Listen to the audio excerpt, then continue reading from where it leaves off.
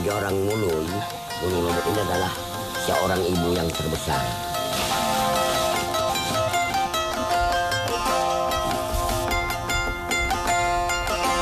Katanya ada lumut yang dimanfaatkan oleh masyarakat Mului. Ini biasanya dimanfaatkan jadi apa? Banyak. Bawah ini. Aduh, nyaman banget.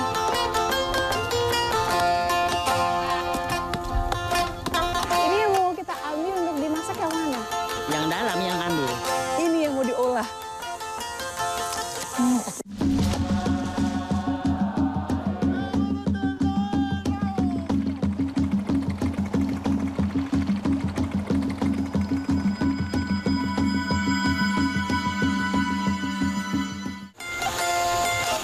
Ke ibunda, berarti kembali pulang ke rumah. Sepenggal kalimat yang bagi suku Mului Kalimantan Timur berarti kembali mendaki puncak Gunung Lumut. Dahulu, masyarakat Mului adalah penganut keharingan. Mereka percaya bahwa roh leluhur menetap di suatu lokasi tinggi yang disebut Tanah Lumut.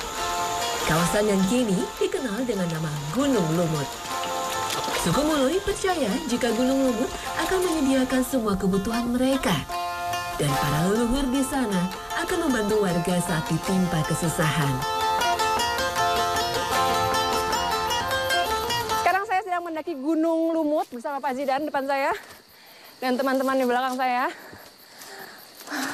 Tujuannya, kita ingin mencari tanaman obat-obatan yang biasa digunakan dalam pengobatan tradisional ala masyarakat Mului.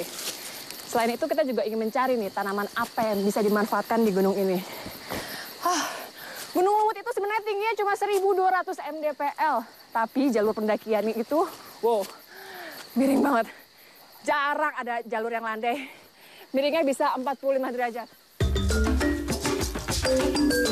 Formasi hutan tropika basah yang ada di kawasan ini terjaga baik. Beragam jenis pohon-pohon kecil dan besar tumbuh subur membentuk tajuk yang berlapis-lapis. Terpeliharanya hutan lindung Gunung Lumut menjadikan kawasan seluas 42.000 hektar ini kaya akan keanekaragaman hayati.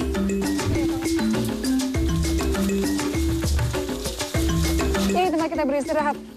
Lokasinya sebenarnya masih jauh dari puncak sana.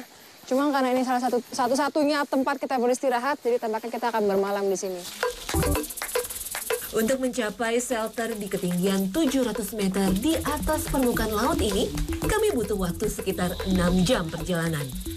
Tidak banyak bagian wilayah Gunung Lumut yang memiliki tanah datar seperti tempat ini, juga karena ini lokasi terakhir ditemukannya sumber mata air. Dan sekarang saya bersama teman-teman mulai aktivitas cari kayunya.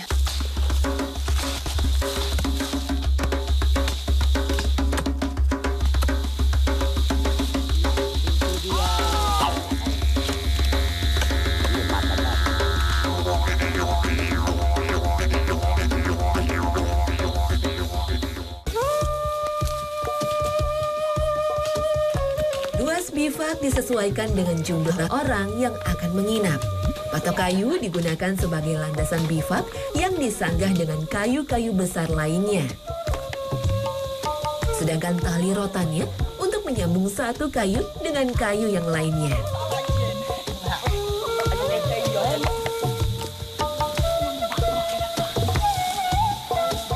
Kayu-kayu yang berukuran kecil diberi karung sebagai alas tempat tidur.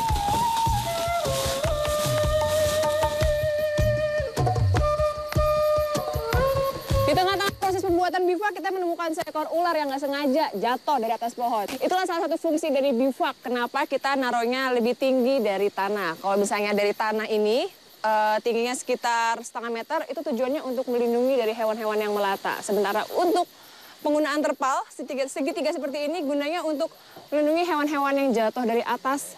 Ya, seperti ular yang ada di depan saya.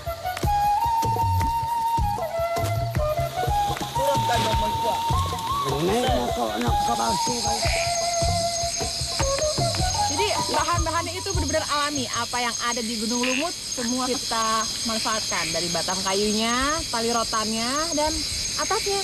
Dari terpal nih yang bisa melindungi kita dari hujan. Dan ini sebenarnya bivaknya cukup nyaman. Tuh, kuat juga. Jadi kayaknya saya bisa tidur nyenyak malam ini.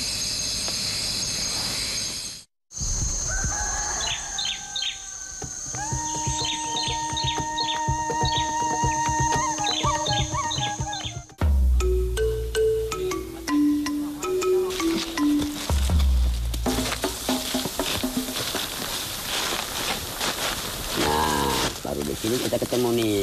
Apa, Pak? Ini tanaman obat yang ini Ya. Bapak tunjukkan. Ya, ini yang salah satunya yang kita temukan.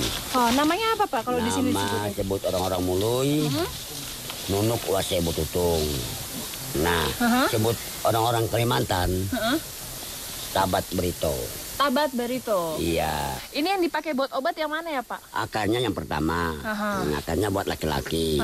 Nah, risiko kerjanya kalau untuk pakai, itu buat pakai. Nah, potong panjangnya 2 jari ataupun 3 jari panjangnya, baru dikupas kulitnya yang kasar ini, dikupas sampai bersih dia. Kulit luarnya. Ya, habis yang kotor ini kebuang, jadi baru kita rendam ke dalam gelas. Itu yang diminum. Ya, seperti itu.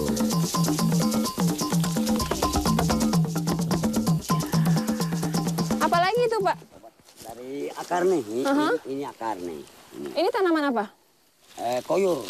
namanya. Koyur. Ya, bako koyur. Ya. Agak patah. Nih, cara ini yang dipakai, akar dari tanaman koyur. Iya.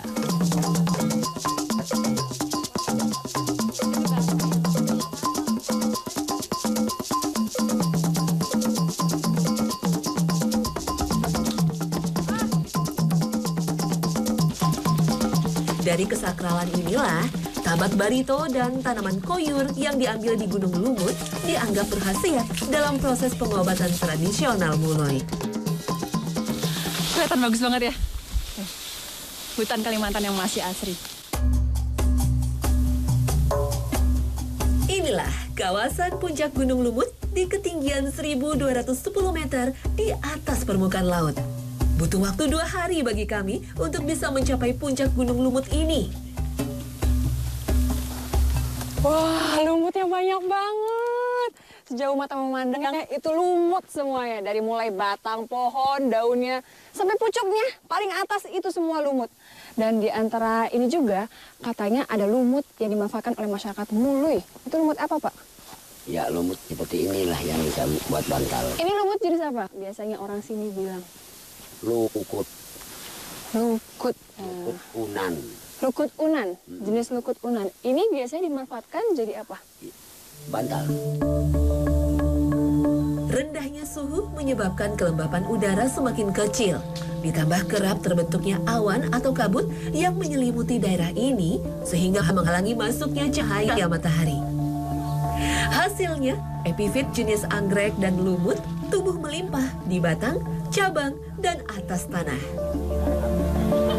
Ini dipotong pakai parang kah atau ditarik? Ditarik. Oh, Ditarik bisa. manual, nggak pakai alat tajam.